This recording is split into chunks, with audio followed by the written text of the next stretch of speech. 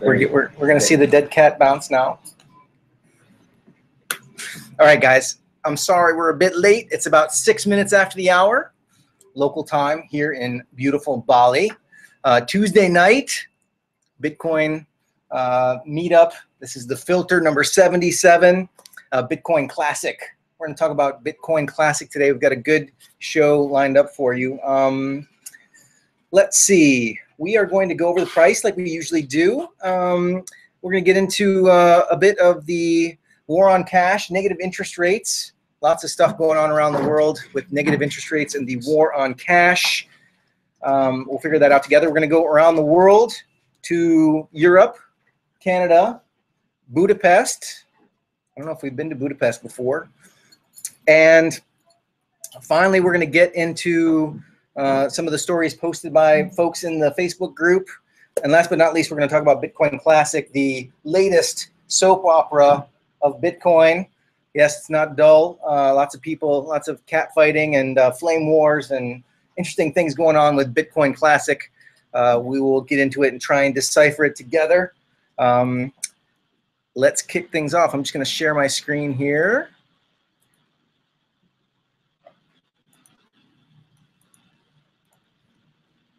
All right, Bitcoin Classic number 77.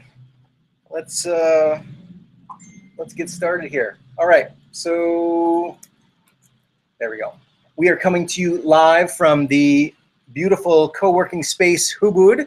This is where we meet every Tuesday night at 5 p.m. Rain or shine, monkeys or no monkeys, we meet to talk about Bitcoin and all kinds of stuff besides Bitcoin. Sometimes it gets a little philosophical, but this is the place where we meet, Hubud. Of course, if you're listening online and you find yourself in Bali, we hope you'll come join us in person. Hubud has been nice enough for the past 2 years to give us this space to meet, so we're really appreciative of them. Of course, Hubud is a thought leader when it comes to co-working, and they've got a co-working unconference. Basically, they kind of define this space of co-working, right? And this is their second annual co-working conference. If you have any interest in co-working as a business idea, or if you're thinking about opening up a co-working space in your part of the world, this is the a very interesting conference to take part in. And I wanted to give them a little plug. It starts next week, February 24th. Check out hubud.org if you're interested in the topic of co-working in general. They do it better than anybody. All right. Okay, so here's how things work around here. We get together in person every Tuesday, but when we're not together in person, we post on this Bitcoins in Bali Facebook group. And this allows us to have a conversation about Bitcoin while we're not together. And then the most interesting, most commented on articles I bring up in our in-person meeting. So it's a format that works, and it's definitely a crowdsourced effort to try and stay on top of all the Bitcoin news. We need your help, so try and find something interesting and post it here, and we'll talk about it when we get together in person. We also have a YouTube channel, so if you can't be with us in person, you can check out the YouTube channel. These things go up directly. As soon as we're done, these recordings go right up on YouTube, and this is a link to our YouTube channel. Please subscribe and don't miss out on anything. We even post things in between sometimes, so yeah, if you're so inclined, subscribe to our YouTube channel. There's some good stuff there already. We also have a conversation going on Twitter, and I have a little tweet prepared here. Let me see if I can find it. Basically letting people know that we are live and online. I'll go ahead and tweet that out. We're tweeting stuff with the hashtag Bitcoins in Bali, and that allows you to find stuff that we're talking about, stuff that we're discussing. If you like Twitter, then you'll find the stuff that we're talking about under this hashtag Bitcoins in Bali. And I just tweeted the fact that we're live. If you've got a Twitter account and you're so inclined to retweet that, maybe we can get some people tuning in. Okay. All right. After today's meeting, we're going to go over to Cinnamon Coffee. Have you guys been to Cinnamon Coffee yet? Anybody? Nobody? Yep. Okay. This is one of the newer shops that accepts Bitcoin, and they have a dinner menu they're trying to get off the ground. So I thought this would be a good place for us to have a little bit of continue the discussion. So we'll head over to Cinnamon Coffee after the meeting tonight, and let me know if you don't know where that is. We can do a little caravan over there together. Also in local news, we've got Bitcoin 101 happening on March 5th. And the last Bitcoin 101 we did was packed. We had over 20 people in the last Bitcoin 101. So I'm going to limit the class size to about 14 people this time so that it's more manageable. So I fully anticipate this will fill up. So please let your friends know we start from scratch. We assume people know nothing about Bitcoin, and we get them set up with a wallet, show them how to use it, show them how to be safe, and then we go and turn our Bitcoins into a sandwich over at the Onion afterwards so they can see it in action. We recently switched to this Airbits wallet. I'm working closely with the guys from Airbits. They're in San Diego, California, but they've been nice enough to help us troubleshoot some of the some of the challenges around Bitcoin here in Indonesia with lack of close nodes and transaction confirmation times and stuff. And also they were nice enough to add all of our Ubud businesses to their online directory. So if you don't know where Cinnamon is, you can actually look in the Airbits directory and find your way there that way as well. And if you haven't had a chance to try this wallet, please give it a try. And if you find problems, let me know. We're trying to improve the wallet and use something as a community that works and that we can help each other when there's problems. So take a look at the Airbits wallet when you get a chance if you haven't done so already. All right, let's talk about price, guys. We are in Indonesia, and one of our friends is this Bitcoin.co.id, the largest Bitcoin exchange in Indonesia. Basically, on the exchange today, one Bitcoin is going for about 5,548,000 rupiah. Incidentally, the Bitcoin exchange here in Indonesia is it goes in and out of the top 10 exchanges in the world, and oftentimes it's a very good place to buy Bitcoin, especially when the Bitcoin price is on the move. So it's worth a look. I have some brochures here on the table too, if you want to take one of those with you and take a look at the Bitcoin exchange after the fact. These guys have helped us a lot with a lot of things. They were one of the sponsors of the film festival, and these are also the guys that allow us to buy Pulsa with Bitcoin. So it's a good outfit, and I really like supporting them. So if you don't have an account there and you're at all interested in buying Bitcoins on the exchange, check them out. Okay, enough with rupiah. Most people are used to talking about Bitcoin in terms of US dollars. Right now, the price is at $403.14 for one Bitcoin. That's up from last week. You guys remember what it was last week? Something. Let's see. Here's the Bitcoin time machine. This is the 1 week view. Last week at this time, we were down under 375, and we got as high as looks like around 404, 403, somewhere in there. This is really cool when you do Bitcoin at 101 and then the price goes up like 6 or 7%. It's a good PR move, you know. I'd like to say I had something to do with that, but maybe it's just good luck this time around. It's a little bit harder when the price goes down 10% after you got through telling them how great Bitcoin was. But in this case, we have a winner. But yeah, the price has gone up significantly over the past week. Any ideas why that might have happened? Any clues? It started rebounding immediately after the people at 21.co made us issued a number of statements concerning how they are planning to make micropayments work. Pretty big news at the time, and starting from that point, it was more or less here. Right around here, yeah. The bottom. Like they saw this dip and they're like, okay, it's time to do the press release, and then it just went. I hadn't read those, and I'd be interested to see them.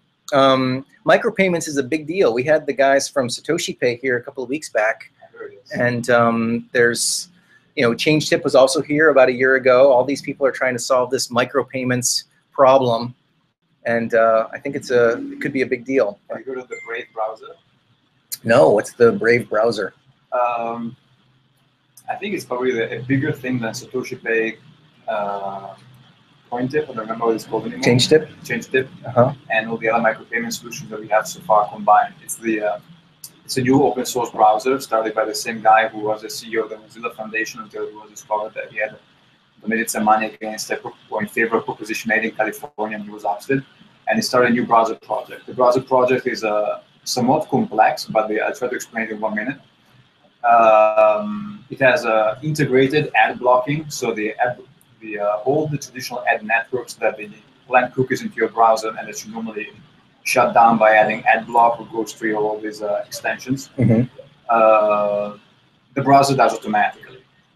It replaces the ads with native ads of their own, which are not based on are based on user preferences, but the type of information that determines what the ads are going to be is somehow stored in your computer, not stored on the server.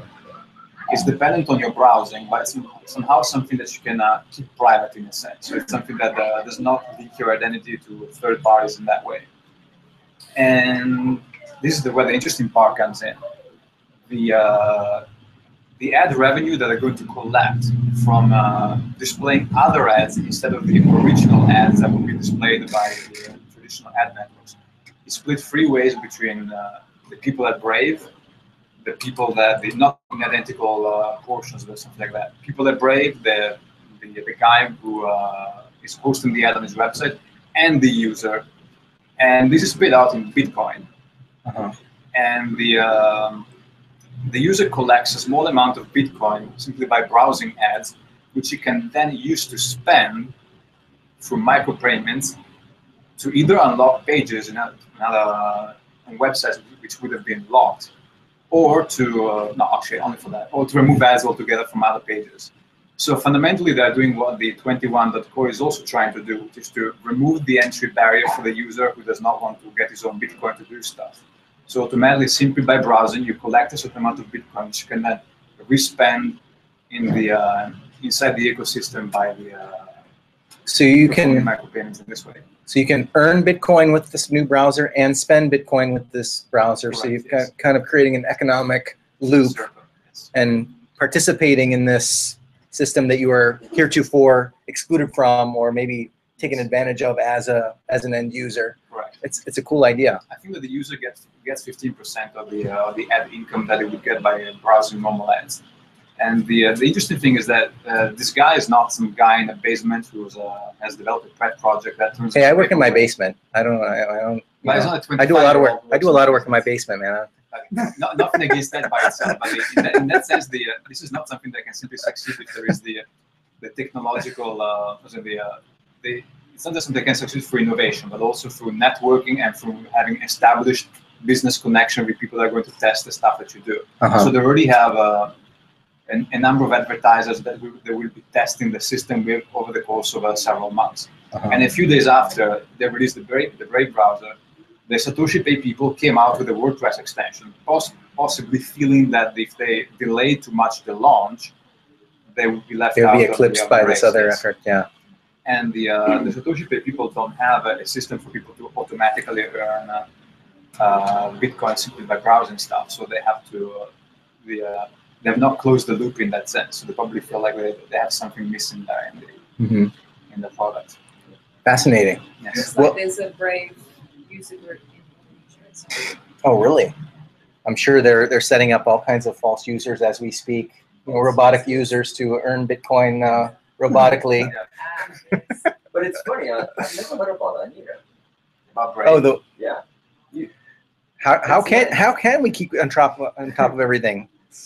We need it. It's over like stupid news are all over. We need an infographic. That's what will spread the word. I think it was on CoinDesk actually. It was? Yeah, I think that's why I read it.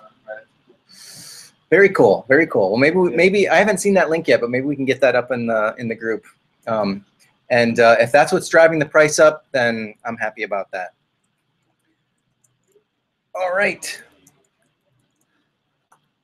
Okay, so we do this every week too. We do a little Bitcoin health check. Because Bitcoin is a cryptocurrency, we can always know exactly what's going on. In fact, if I refresh my browser, all of this information is going to be updated with the latest information, because at any point in time, anybody on planet Earth can know exactly what's going on with the currency of Bitcoin, with the monetary policy, with the inflation rate, with the total market cap down to the penny. I just think it's interesting to look at this every week and know that on a moment's notice we can take the pulse of Bitcoin and see what's going on. You can see here that we're almost at 400,000 blocks. You know, the blockchain is made up of blocks that are linked together cryptographically. And one thing that's interesting about this figure is that when this figure gets to 420,000, we're going to have Bitcoin halving day, right? So every 10 minutes, 25 Bitcoins are born. But as soon as we get to block 420,000, the block reward will be cut in half. So the inflation rate will be cut in half. And this has only happened one other time in the life of Bitcoin. And it's illustrative to go back and take a look at what happened last time this happened. So we're going to do that in just a moment. So let's see how this works. We also talk about this Bitcoin clock, and this hour hand is approaching midnight. You can see there's a 420,000 block notation there. As soon as this hour hand gets to 420,000, then that's when the block reward will be cut in half. And that means that the inflation rate will be cut in half. So there will be fewer new Bitcoins every 10 minutes.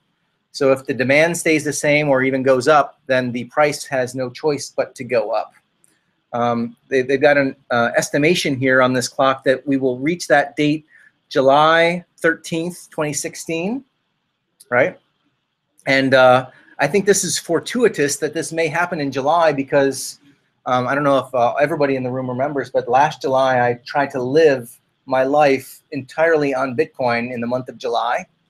And I'm going to do that again in July 2013. But in the middle of the month, we could have this halving day, which could make things quite interesting.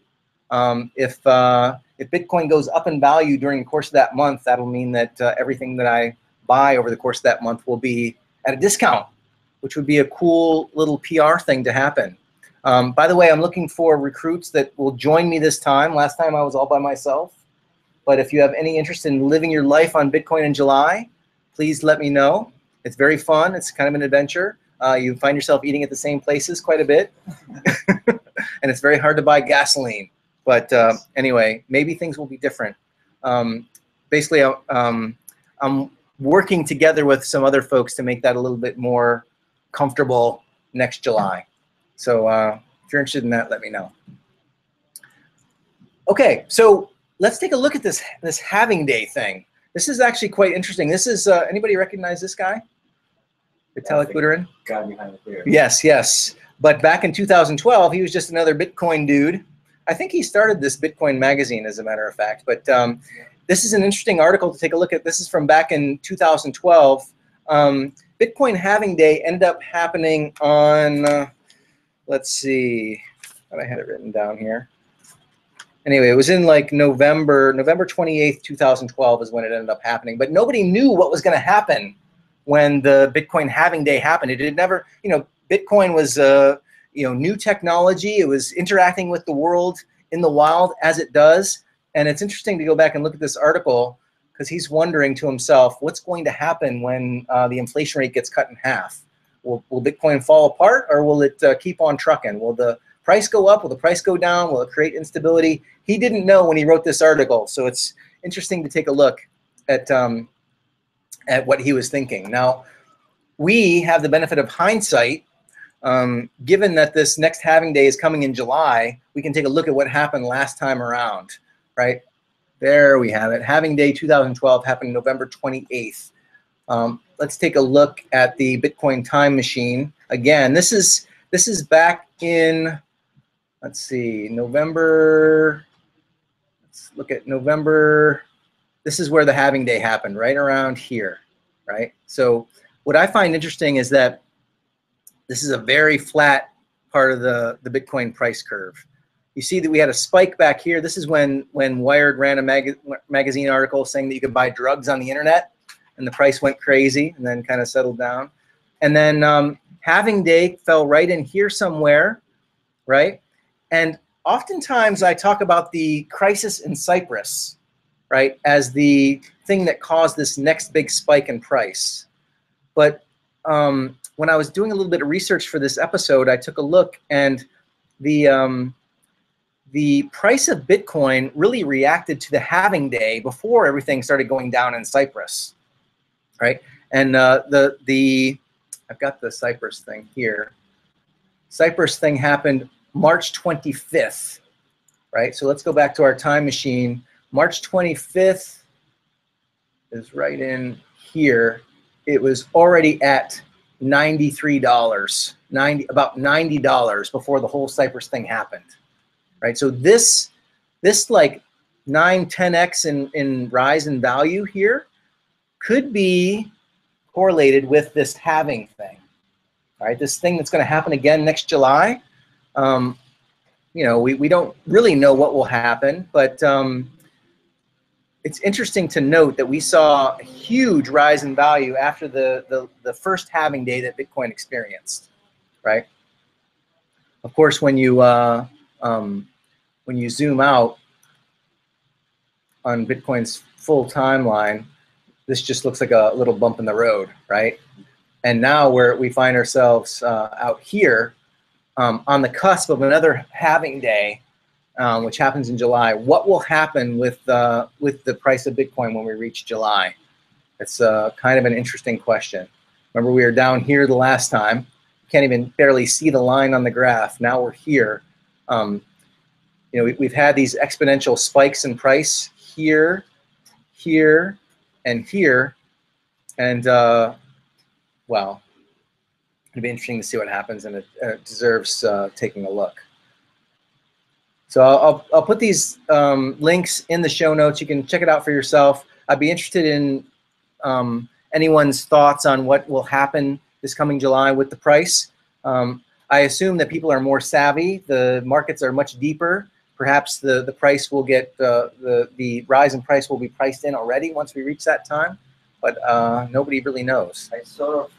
I remember when it was 160, and that was literally right before it started shooting up. And one of the things that happened is that the Chinese Google started accepting it. Ah, right, right.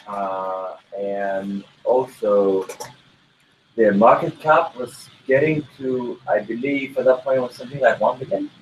Yeah, I think at that point. $1 million, only $1 million? A billion. $1 billion, 1 billion. It was getting around 1 billion back then.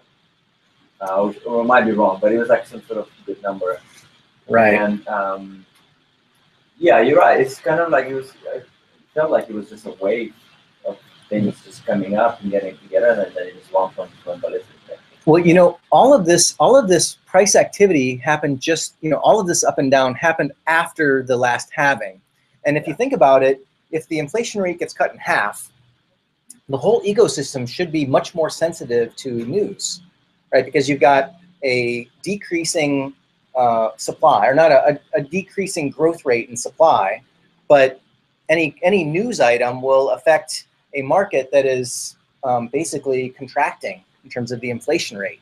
So whatever news we happen in 2016, and this is an election year, there's all kinds of geopolitical problems. Who knows if there's another Cyprus around the corner in Italy or in Portugal or Ireland. And I think it's interesting to note that, well, we'll have to refer back to this episode when after the next halving day and see if we're more sensitive to news or not.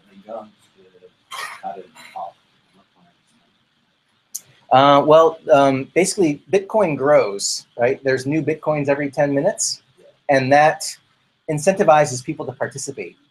And every 10 minutes, it's 25 new Bitcoins. But the code dictates that after that 420,000th block, the block reward will be cut in half. So in every 10 minutes, there will be 12.5 Bitcoins and not 25. Right, right. So, but there will still be all of the miners, all of the computers, and all of the data centers all of those people participating in the Bitcoin network, but every 10 minutes they will win half as many Bitcoins. So what does it mean to the miner? Yeah, good question. I will say they go half Bitcoin. But once the price then goes up, then they're going to under the price goes up, yeah. right, but so you can see the market pressure for the price to rise, right? Because there will be this new set of incentives that are all this. Well, you can see it coming. I mean, one of the good things about Bitcoin is it's very predictable. All of the monetary policy is written in computer code, and it will happen at that block, at that 420,000 block.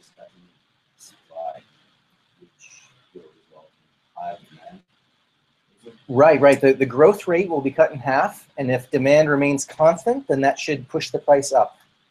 And if there is any increase in demand, then the price should go up even further. But all things being equal, if I go back here, where was it?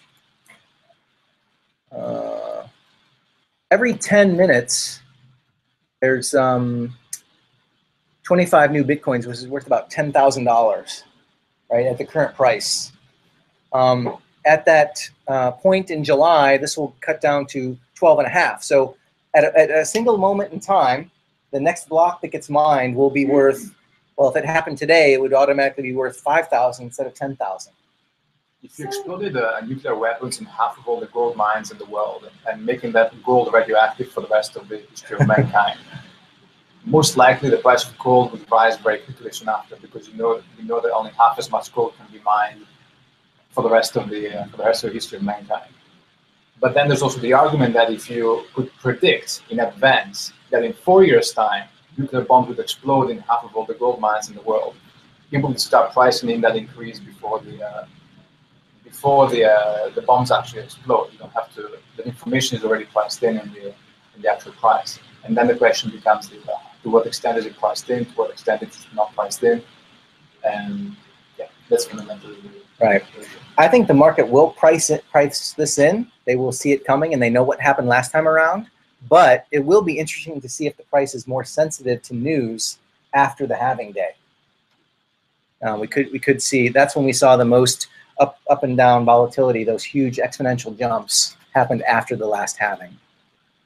So there's also that, probably, since you were asking the question about the miners and the hashing rate halving, I think it's very likely that most of the miners that are mining right now are predicting that they can sustain their mining rate even with a half block reward. So probably lots of miners are mining in Bitcoin for less than $200 at the moment, especially the ones placed in the most favorable locations in China. For some miners, it's become less feasible. They simply create, which will result in further increase in supply. It will be easier for the other miners, but that right. It doesn't. Less miners does not make less Bitcoins generated. That is a fixed amount. They split the same pie, regardless of how many people are mining them at any given moment. Right. You will basically make less bigger miners mining. Less big. It will basically leave more bigger miners in the game and the smaller ones. So if there is a cap, how much coins can be burned in the cycle, and we definitely see this number of miners every day.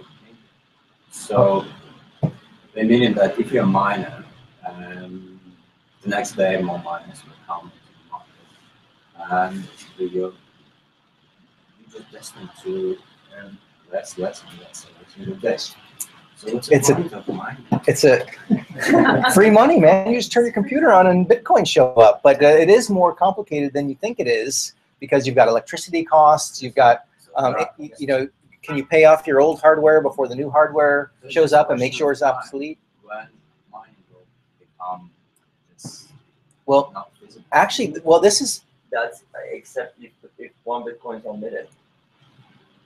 Well, and the dynamics of it are that somebody will be able to deliver this service, and they will do it as efficiently as possible. This is pure capitalism here, And if you ever read the theory behind capitalism, profits are always driven to near zero in a perfect capitalist society, right? And then that's when it's being that service, whatever it is in a perfect capitalist system, is delivered in its most efficient way, right? You can still pay all your employees, you can still pay your bills, but any excess, you got to sell the foosball table because the miner next door already sold theirs.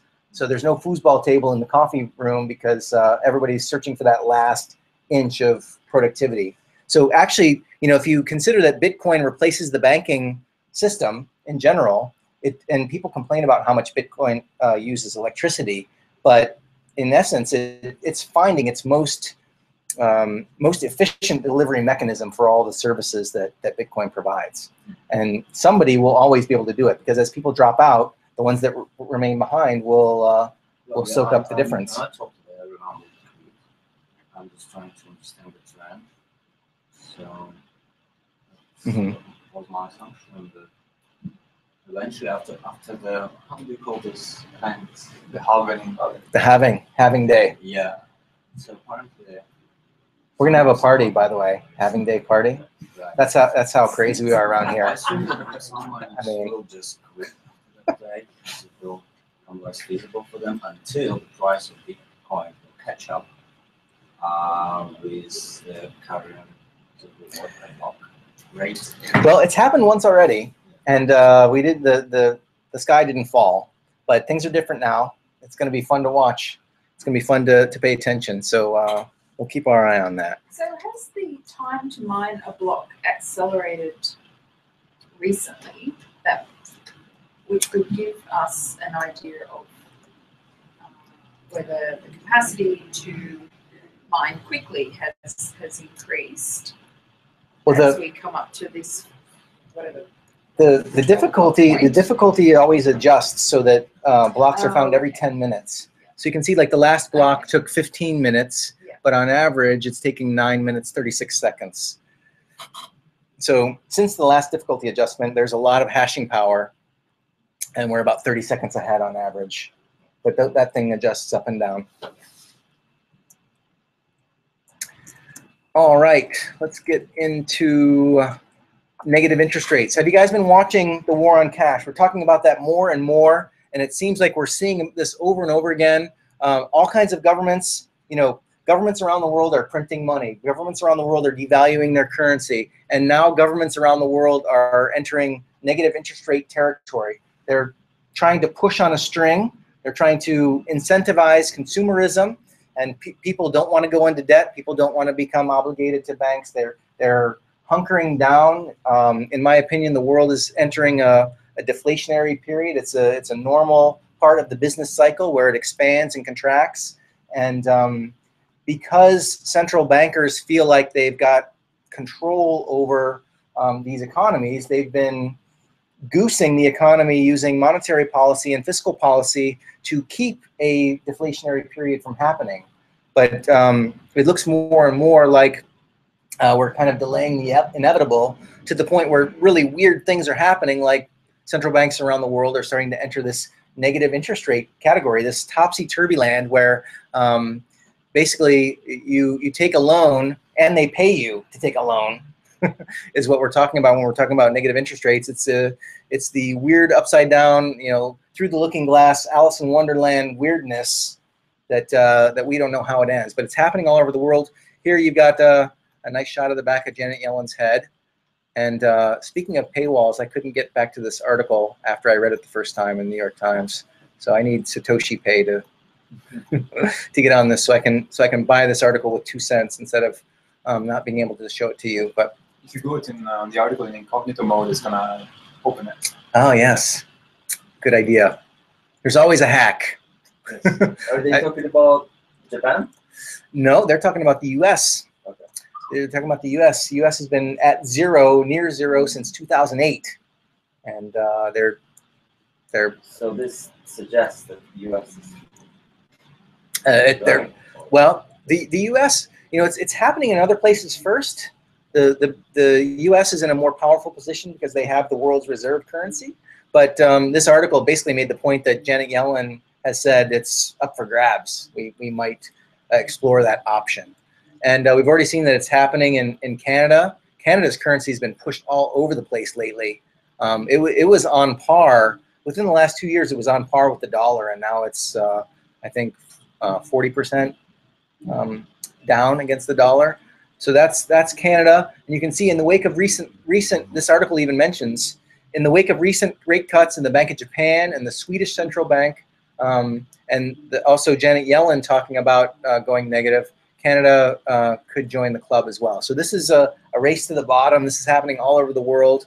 And it coincides with, let's get here, a war on cash. And this is another article that I posted within the last day or two. The Eurozone is talking about doing away with the 500 euro bill. So basically just taking the euro bill out of circulation, the 500 euro bill. And this is a great article. This goes hand in hand with negative interest rates, right? So you take the cash out of the hands of the citizens, and they have no choice but to keep their money in a bank, and then the bank moves into negative interest rate territory, and you as a citizen have a strong incentive to spend your money because it's disappearing over time due to negative interest rates. So this is why we need cash, and this is why there's a war on cash, because if central bankers feel like they need to head into negative interest rate territory, they also need to take cash out of our hands, because that's our defense. But they never justify it as making you spend more. If you read any of the articles about the ECB's justification for Yes. People who use a 500 euro note are bad people. That's right. I think I even highlighted that. More importantly, the total value. Yeah. I think I thought that I highlighted that very point that you're making. Right there at the second paragraph. Terrorism, corruption, and drug dealers. Yes. Ooh, it's the boogeyman. But yeah, they've even said that paper notes carry germs. You know, they have lots of good reasons for getting rid of cash, and I don't know. It's really interesting to watch this trend. You can almost watch it happening in slow motion, and if you see the world in a certain way, it looks a certain way. But you know, there's people that have come to these meetings all along. Some of our Swedish friends are like, yeah, let's get rid of cash. I mean, cash is. I'd rather just use my card, right? I remember there was a place that would charge you in Sweden. Yeah, it's expensive though. Cash is more expensive. Yeah. Well, I wonder what will happen. Collecting in supermarkets, collecting cash. Right. Well, and you know, I don't particularly like cash, but I like the power that cash gives me. I want to hang on to that right to have cash. And yeah. Paper bills, which are actually cotton, the Federal Reserve notes, yeah, cotton. That's why you can wash it in the pocket. Yeah. The lifespan is very short compared to the metallic coin. Mm-hmm. Right? So there is a cost to whoever prints it in whatever country. Right. But some countries have coins that are worth like right. They would draw coins. I think Sweden, they say it's going to be the first. Yeah, Sweden is the canary in the coal mine. And actually, this is a subtle point that you may not know about Bitcoin, because Bitcoin is also a digital currency. There's no physical form of Bitcoin, but it plays the same role as cash because you can have your keys, right? So you can control Bitcoin that is not subject to a third party, right? So Bitcoin is the replacement for cash, in my opinion, Bitcoin or something like it, because if you hold the keys to your Bitcoin on a USB drive in your pocket, it's like having cash in your pocket, right? And you can't have a negative interest rate on a Bitcoin that's on a USB stick that's in your pocket. It's like holding it yourself. It can't be taken away. So, little plug for Bitcoin there. That happens around here sometimes. All right, let's get into some of the stories that were posted in the group. This one was posted by JP. Budapest taxi drivers now accept Bitcoin payments. I think there's something like 580 taxis in Budapest. Makes me want to just go visit Budapest just to ride around in a taxi and pay my bill. with Bitcoin. I wouldn't mind seeing something like that here in Ubud. If anybody wants to work on that project, I'd be interested in getting involved. How many here have been solicited by a taxi driver walking around Ubud? Yes, I think we can do. We could. The whole process begs for some improvement, and maybe Bitcoin can play a role. I don't know. We can take Budapest's lead, but that was a cool story by JP. Here's an interesting one that I found recently. Password cracking attacks on Bitcoin wallets net 103,000. This is something that, this is kind of interesting. You know, whenever something happens in the Bitcoin community, because we've got the blockchain, the public ledger, like it can be investigated by the community at large. And they did a really clever thing looking at the blockchain to find out when people used poor passwords, how many of those Bitcoins were subsequently stolen. So they actually, what they could do is they took the same methods that hackers use to hack people's Bitcoins, basically password lists and various ways to guess what someone may have chosen as their password. And then they went through the entire blockchain and tried to reverse engineer how many public keys were generated using very weak passwords. And then they looked at those transactions to find out how soon did those Bitcoins disappear into another account and then subsequently go into a Bitcoin mixing operation. And so it's all there in the public record in the blockchain. They were able to determine that at the time of the thefts, in total, it resulted in about $103,000 worth of Bitcoin that disappeared out of people's wallets because they chose poor passwords. Really fascinating study. Academic work, serious academic work went into discovering exactly how this happened. And it's just a cool thing. You can take a look for yourself. It's a fascinating article, and it's a reminder to us to be careful with our passwords. I think a lot of people don't have really good password hygiene, and especially you want to be careful when you're using Bitcoin, and especially how you're storing your Bitcoin and with what passwords, etc. This was referring to brain wallets, though, right? Right, right. Which is a special type of wallet, though. It's brain wallet is just really a password. Yes. And if you don't choose a long enough brain wallet password, then you're out of luck. Here are some of the cracked passwords that they found. Say hello to my little friend. That was somebody's password. And you ho ho and a bottle of rum. That one was cracked almost instantaneously, and the Bitcoins were stolen. Dude, where's my car? I kind of have a picture of the guy who chose that password in my head. Well, that was a movie. Yes, I know. Wasn't it kind of a stoner movie? Like, yeah. Dude, where's, yeah. So, dude, where's my Bitcoin? All right. So anyway, yeah, it was about brain wallets, and brain wallets can still work, by the way. You can create a brain wallet that is uncrackable by today's supercomputers, but you have to do it in a certain way. All right, what you've all been waiting for. We've got 10 minutes to discuss it. Actually, maybe more like 15 minutes, but Bitcoin Classic. How many people have taken a look at Bitcoin Classic? Bitcoin Classic. This is, last week we talked about Bitcoin Unlimited. That was one suggestion on how to fix this Bitcoin scalability problem. For those who aren't familiar, Bitcoin has this, it's kind of become a victim of its own success. It's approaching its transaction per second limit. That limit is associated with a design choice within the software to limit the block size to 1 megabyte.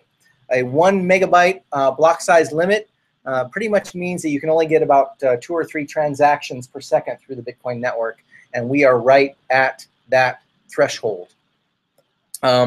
The Bitcoin community is at an impasse. Nobody can decide how to implement the change that solves this problem. There are lots of suggestions. Last week we talked about one called Bitcoin Unlimited. This week we're talking about Bitcoin Classic. And it's very simple. I mean, it's really interesting to me that the technology question is quite simple to fix. And we're really in the realm of politics now. how do we politically make this choice so that everybody comes along. Look at how simple this web page is. I mean, we are hard forking Bitcoin to a 2 megabyte block size limit. Please join us. That's the only thing they want to do. It's like one line of code even if it's a line. I mean, there's somewhere in the code where there's a 1, and they want to change that line of code to a 2. It's a very simple technological fix. If they were to increase the block size to 2 megabytes, it would effectively double the transaction per second limit. Seems like a no-brainer. If Bitcoin were a company, maybe someone could just make that decision. But because there's no head of the snake, then basically the whole world has to decide together how this change gets implemented. And this is probably the 3rd or 4th major push to solve this problem together. And well, I don't want to, spoiler alert, it doesn't look like it's going to work. But let's take a look at it.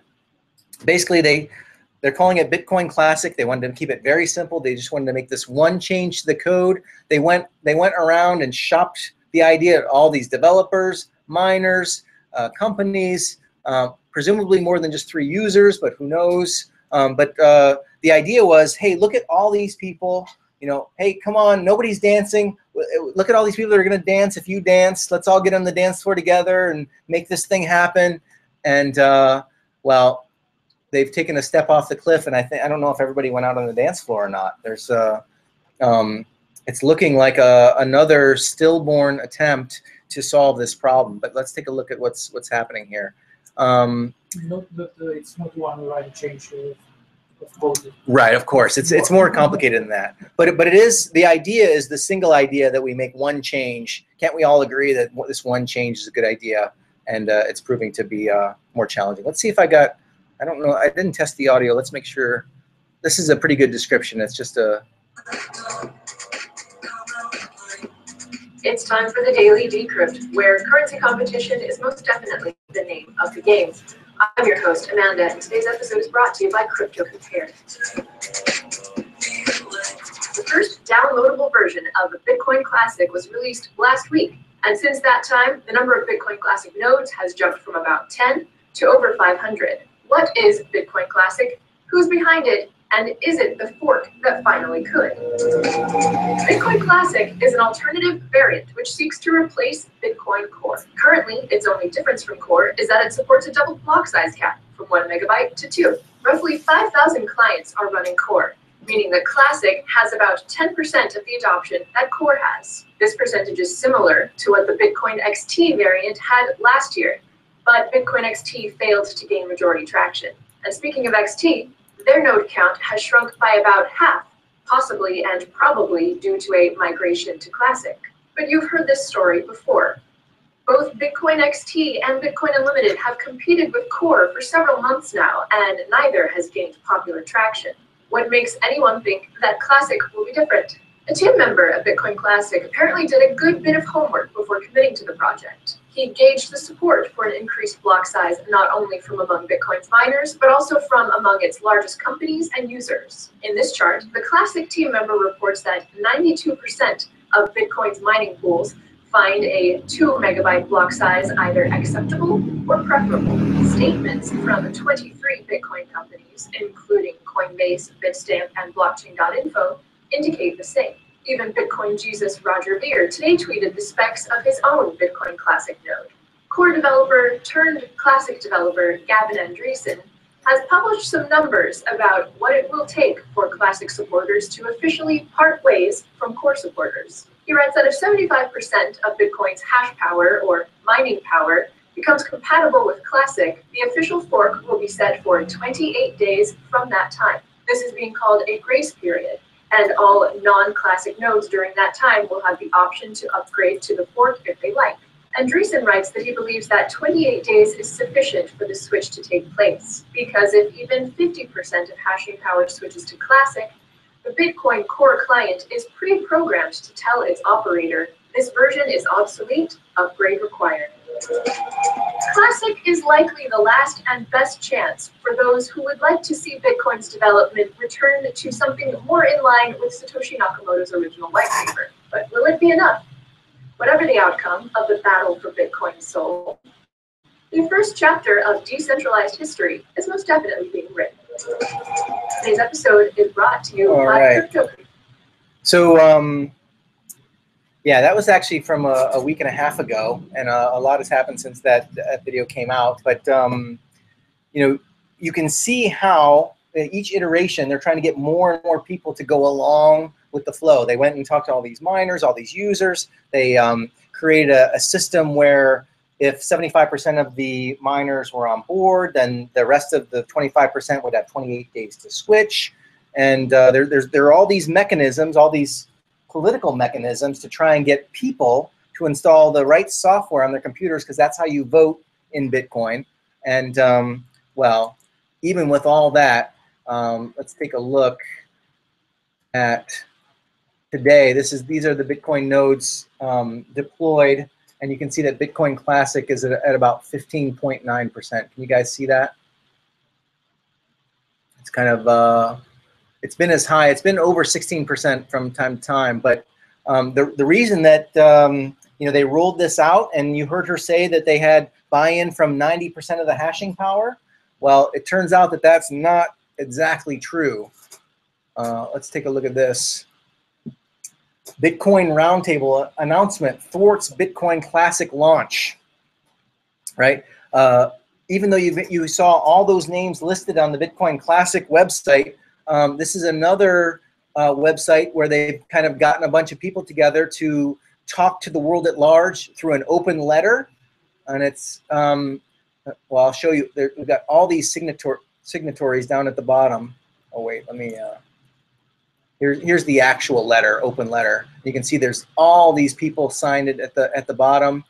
This represents something like 90% of the mining hash power. And there's some really good quotes in here. Let's go through them a little bit.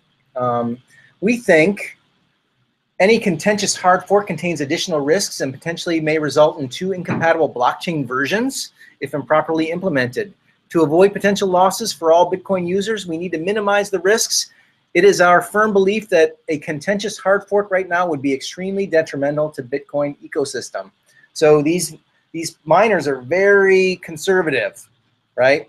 And I think that this person that approached the miners in the first place and said, "Hey, let's do this Bitcoin Classic," they got some head nodding, and maybe like there's actually some Chinese characters down here that can be more or less translated as supporting the Bitcoin Classic approach, but there's a lot of second guesses going on here. Let's see, what else do we have here? There were two rounds in the sense of interviews. So first, the two brothers went to China and talked to the miners, asking them in person what they wanted. And then after they announced there was a Bitcoin Classic project going on, just immediately after Mike Hearn had his infamous exit, then all this a list of miners came out in support of Bitcoin Classic, possibly out of fear that the public opinion was turning against the Bitcoin once again. So they actually, a number of the people, all of the people that were listed on the website, came out individually to state their support for Classic, although support was might have been overstated, but it was not something that was declared to me in the interviews that they had in China when they were collecting their opinions. Right. And yeah, so just to be precise. Yeah. We withdrew the support later on, especially after one of the two brothers showed up stoned on a chat and started trolling the core developers. Oh, really? Yes. I hadn't heard that. That's good stuff. I love it. I love to hear about stuff like that. That's probably what the first crack in the deck for the Classic project. Like it showed that they were just two brothers in their 20s with a point-something% mining outfit somewhere in the US, and they couldn't keep their together enough to not to go online stone to make fun of other people. So you could not put the project in the hands of these two guys. There was also I think you know about this because it was a big thing a while back. The Luke JR, I don't know exactly who this guy's in person. That's his GitHub and a Reddit username at least. I'm not sure if he's a core developer, but I'm sure he contributed to the project at some point. He made use of of a loophole in a sense in the governance system that the Classic has adopted for itself, which is we collect suggestions, they get discussed on Reddit, and then they get discussed on consider.it. Yeah. And then we can vote this and vote in whichever direction. That's right here. Whatever it is that we prefer. Here are the proposals you're talking about. So this guy, LibJR, who's started a proposal. No, started a GitHub pull request for Bitcoin Classic to change the proof of work algorithm to something else, which was immediately closed. Mm-hmm. But in the eyes of the miners and in the provocation he was making, he was showing that if anything was up for grabs for the vote of a herd or a large majority of insignificant users, if the proof of work had been changed, then the miners could have their own, and this decision was up to the masses, miners could have their hardware rendered useless from one day to the next. And that's the moment when F2 Pool and another couple of mining outfits withdrew their support for Bitcoin Classic. So they saw that there was a potential for control from the plebs of the software. So that's when they withdrew and they walked back. Right. Yes. So all this is really fascinating, and all this is not necessarily about the technology, but about how people are working together and how people trust one another. And even though Bitcoin is this trustless technology, there's all kinds of brinksmanship going on that has everything to do with trust. So in events that nothing changes in the next 5 years, how bad is it going to be? Well, you know, there's another solution proposed for the scalability problem called segregated witness, which pulls pulls a lot of information out of the required out of every transaction, so that transactions can be smaller and effectively increases the throughput. And that can be introduced with a soft fork. There's also the Lightning Network and side chains and all kinds of creative ideas that can maybe provide a workaround for the limited block size. But as you can see, I think I've got transaction volume up here somewhere. There's transaction volume. It's only going in one direction, right? I mean, this was a stress test here to show that Bitcoin couldn't scale, and we're getting basically constant throughput near those peak levels right now. So what that means is that you could try and, you know, when we go to Sentiment tonight and you try and pay with Bitcoin, and it takes, you know, 12 hours for the transaction to go through, that's not ideal. So we need to solve this problem somehow. I think it will get fixed. I think, you know, when something like Classic fails, it's just an iterative process. And the next time around, you know, maybe someone doesn't get stoned and get on there. Maybe. I think that the idea is not for Classic to either make it or break it now. It's for Classic to remain as an alternative for the long run. So if in 6 months' time the miners decided that they had enough for 1 megabyte block size and that the poor developers have once again, as they have for the past 12 months, stalled and stalled and stalled in a, I would say, in a somewhat dishonest way, they can still hop on Classic. Classic will still be maintained. The changes of Bitcoin Core will still be merged into Classic, and it will always be there available as another option for people to choose. I'm not sure if XT is still being maintained, and maybe not, but the Classic, the plan goes, will be maintained for the long run. I think there are still XT nodes running out there. Let's see, do we see it? I don't see XT there. But in any case, yeah, this is, well, we'll just have to keep on watching. And something will happen. This problem will get solved one way or another. And you know, it just could delay things if it doesn't happen gracefully, but it will happen over time, I believe. So. Like when this happened, the price actually started going up, sort of, in a way. Like when the price started going up, this is kind of sort of when people were talking about more at the same time, which is kind of weird. But like the miners are like, I guess they're probably also like, it's going up. There's no problem. Sort of. If the price was going down, if the price was tanking, things would be different. People would be a lot more urgent. There Well- will be a lot more urgency to solve that. You know, it's Bitcoin is working. I use Bitcoin, and it works fine for me. And it's kind of this mysterious problem. You know, it's a potential problem. It's an intermittent problem, and it's a problem that may not kill Bitcoin immediately. It could kill it over time. You know, as people get frustrated, you know, new users get frustrated using it. You know, that's one of the points that Mike Hearn made in his paper, that it will die a slow death. But you know, the price has been going up, and I think that there's general optimism that this problem will get solved. And definitely, if this problem gets solved, it will have a positive impact on the price. People are on the sidelines waiting to see if this will get better. And when it does, especially given the geopolitical environment, you know, war on cash and all the geopolitical problems in the world. I mean, Donald Trump becoming president. yes, and other such absurd things. You should. Do you think that Bitcoin will aid in the fight on the war on cash? Should one feel that way about it, or assist in eliminating cash?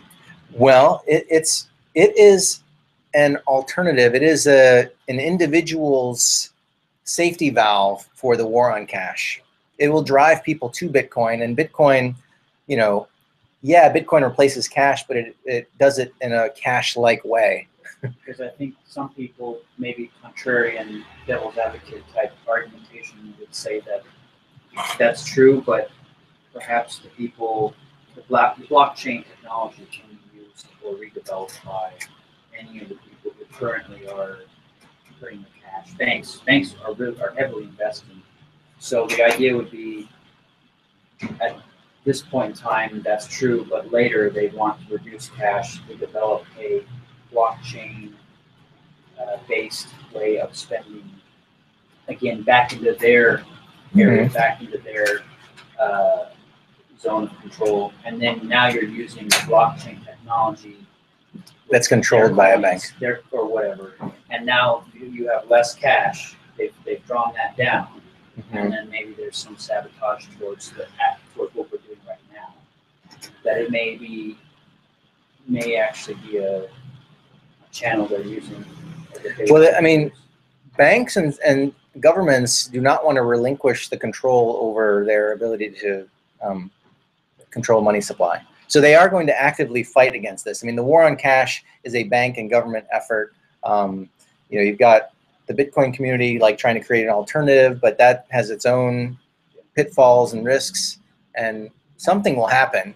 And you can bet that there are people in both camps that have their vested interests in mind and trying to push towards what they're trying to do. Now, there's something that these big banks don't understand about blockchain technology, and that is that you need network effects and a coin that has value in order to support what the blockchain does.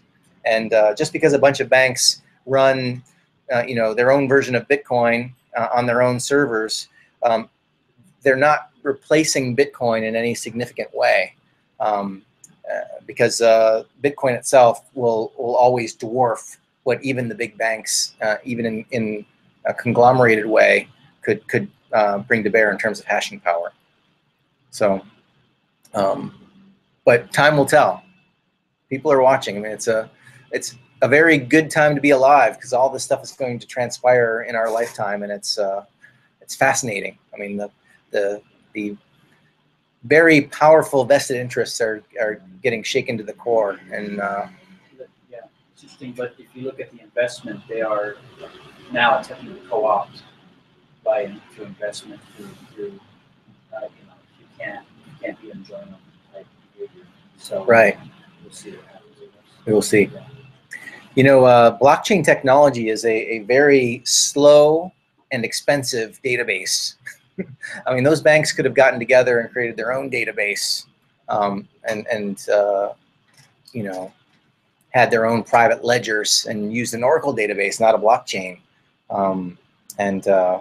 Well, that's a nuance that I don't think they fully appreciate yet. And I think Bitcoin will be very hard to compete with, even by the big banks. But we'll see. I personally, I'm not technical enough to know whether the permission ledger, so the bank's blockchains are useless or not. I assume that probably they have a purpose if that much money has been invested in them. Although it's not nearly as exciting as what can actually be done with Bitcoin. So nobody cares about settlement. Nobody gets excited when they wake up in the morning for faster settlements in banks. Although there's something out of mind to be saved in it.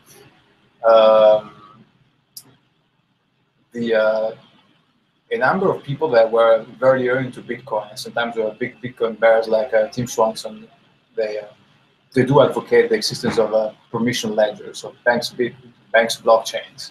Mm-hmm. So there seems to be something there, but probably like nobody talks about the intranets today. Everybody talks about the internet. So the utility of one dwarfs that of the other, although companies still have their own intranets today.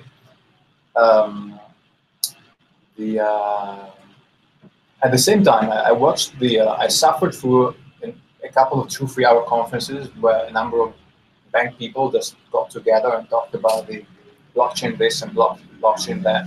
And is that the Brookings Institute? Was that the Brookings Institute one hearings? Was in Singapore. Yeah. And the other one was the one by R3, which was probably orchestrated to happen a couple of days after Mike Hearn left. Yeah. Actually, the New York Times article was orchestrated to come out a couple of days before that conference. Right. And there's a certain type of empty enthusiasm that I saw in the people in the room. We have people that clearly had this kind of idea that this blockchain thing means something, but they couldn't quite agree on whether you have to put V in front of blockchain when you mention it, if it's 2 words or one. People that clearly do not understand what it does, but still talk about it enthusiastically in an Emperor's New Clothes type of way. Like we're going to have a blockier blockchain. It's going to be way chainier than the other ones. Most people in the banks, in the banking industry, don't seem to me to understand actually what this stuff does. They just realize there's a new trend in town, and then somehow they have to parrot the things that everybody else is saying. Mm-hmm. It's like buzzword bingo. Yeah, I tend to agree. But when I worked with the Barclays Accelerator, there was a lot happening there as well, and it seemed to me that they were actually a bit scared. With not scared, but they just don't want to fall behind, because they see like peer-to-peer lending, for example, is like could be like the next bank. Like they don't, they see a lot of things happening in fintech and Bitcoin blockchain. Yes. They sort of like jumped in just because they want to be on top of it in case it becomes something. But you're right. It seems like a lot of them are in it because you have to. Yeah. Yes. Well, there's a lot of money in banking, and there's a lot of really smart people in banking. I mean, I hear like rocket scientists are going and working to be algos on Wall Street, right? So there's a lot of talent there. But like you said, if there's not the enthusiasm, if they don't have the bull by the horns and some spirit behind what they're doing, then they're at a disadvantage, because there's definitely a lot of enthusiasm and spirit in other camps. But, there is reason to actually be enthusiastic about things that potentially can come out of Bitcoin. But there's very little to be enthusiastic about things that can come out of blockchain. There's for banks. There's nothing which is consumer facing, which is useful about it. Right. There are no types of products financial products that can emerge. And then there's no type of innovation at the edges that can occur. There's no whiz bang. Yeah. There's no only internal optimization of existing processes. Right. You get your wire from New York to Bali in 2 hours instead of 2 days, but that's a minor advance compared to what can potentially come out of the Bitcoin network in terms of programmable money and true unauthorized. Can't remember the word, but the permissionless innovation. Right. Yes. Right. All right. Good points, all. All right. That's about all the time we have, guys. I just want to remind you to take a look at our YouTube channel. I'll put a link in the show notes on the Facebook page so you can find that after the fact. And don't forget that we're going to Cinnamon Studio after this to have a little bit of food and drink, and maybe we can talk a little bit more about all of this dilemma, and maybe we can badmouth some bankers a little bit further. Who knows where the conversation will go. But this is a great place if you haven't been, and they accept Bitcoin. We're going to go there directly. That's all the time we have, guys. Thanks for coming tonight. We'll see you again on the Facebook group, and then again in person next Tuesday night. Thanks for coming.